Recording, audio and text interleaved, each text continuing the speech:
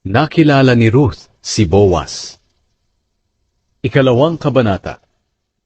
Isang araw, sinabi ni Ruth kay Naomi, "Gusto ko po sanang pumunta sa bukid at mamulot ng mga nalaglag na uhay mula sa mga tagapag-ani sa bukid ng taong magpapahintulot sa akin." Sumagot si Naomi, "O sige anak."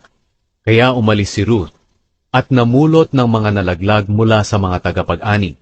Nagkataon na doon siya namulot sa bukid ni Boaz, na kamag-anak ni Elimelech. Si Boaz ay mayaman at makapangyarihan. Habang nandoon si Ruth, ay dumating si Boaz mula sa Bethlehem, at binati ang mga tagapag-ani. "Sumainyo nawa ang Panginoon." Sumagot ang mga tagapag-ani, "Pagpalain nawa kayo ng Panginoon." Tinanong ni Boaz ang kanyang katiwala na nangangasiwa sa mga tagapag-ani, "Sino ang dalagang iyan?" Sumagot ang katiwala, "Isa po siyang Moabita na sumama kay Naomi na bumalik mula sa Moab. Nakiusap siya sa akin na payagan ko siyang mamulot ng mga uhay na nalaglag mula sa mga tagapag-ani. Mula kaninang umaga tuloy-tuloy ang pagtatrabaho niya hanggang ngayon. Nagpahinga lang siya ng sandali sa kubol." Sinabi ni Boaz kay Ruth, "Anak, makinig ka. Huwag ka nang pumunta sa ibang bukid para mamulot ng mga nalaglag.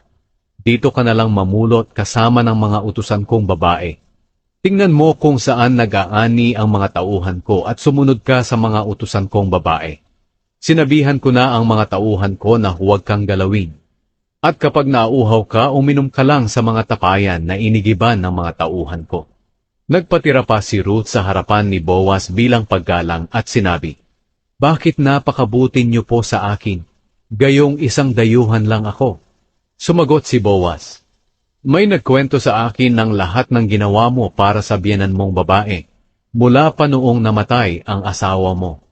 Iniwan mo raw ang iyong ama at ina, at ang bayang sinilangan mo para manirahang kasama ng mga taong hindi mo kilala.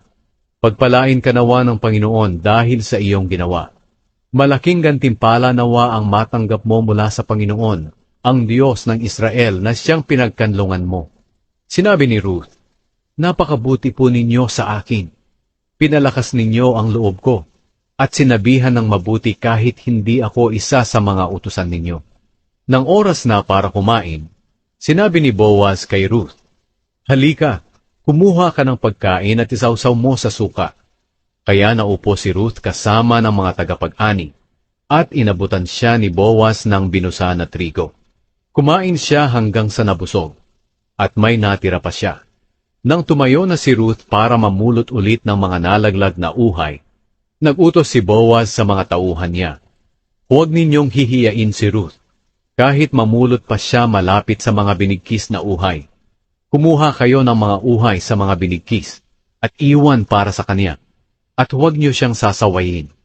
Kaya namulot si Ruth ng mga nalaglag na uhay, hanggang sa lumubog ang araw. At nang magiik na niya ang naipon niyang sebada, ay umabot ito ng mga kalahating sako. Dinala niya ito pauwi sa bayan at ipinakita sa kanyang biyenan na si Naomi.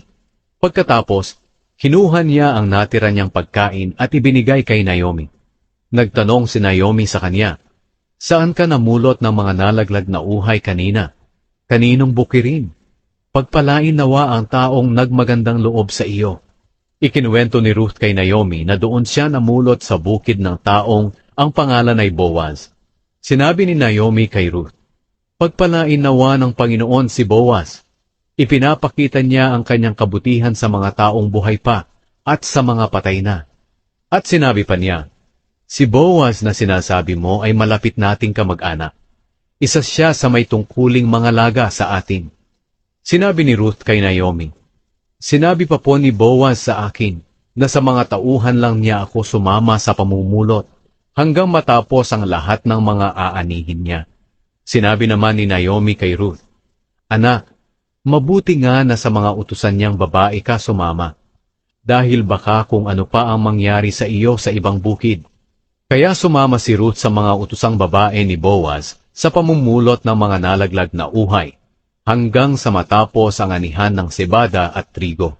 At patuloy siyang nanirahan kasama ng biyenan niya.